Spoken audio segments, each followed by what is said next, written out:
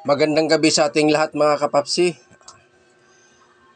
Luluto po ako ng ulam namin sa hapunan mga kapapsi, adobong manok. Namimiss ko kasi kumain ng adobong manok. Yan. Sabi ko magluto kaya ako, mabilis ang luto lang.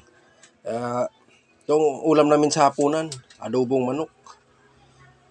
Yan. Bumili lang ako ng kalahating kilo sa palengke. Medyo natakam lang ako kumain ng adobong manok. Sabi ko magluluto ako, mabilis ang luto lang, saglit lang to.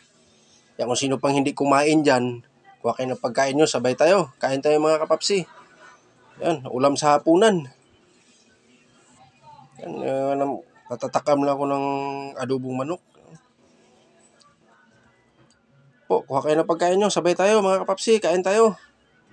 Kinamay ko na mga kapapsi, medyo gutom na rin. Yan.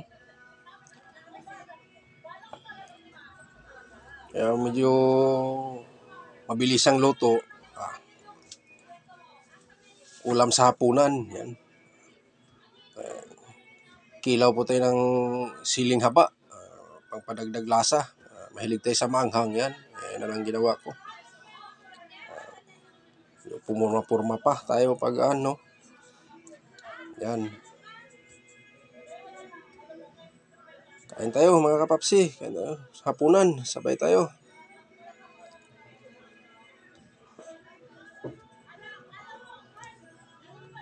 Simpleng ulam lang mga kapapsi, pero napakasarap. Yan. Adobong manok. Napaka-basic lang. Hindi ko na pinapakita sa inyo kung paano magluto. Dahil alam naman nyo kung paano magluto ng adobong manok. Sa mga sikretong pangpalasa lang tayo magkakatalo dyan. Kinamay ko na. Dahil medyo gutom na at malasang-malasa yung pagluluto ko. Pagkaluto ko ng manok. Secret ingredients natin kung paano natin palasahin at pasarapin ang ating niluto.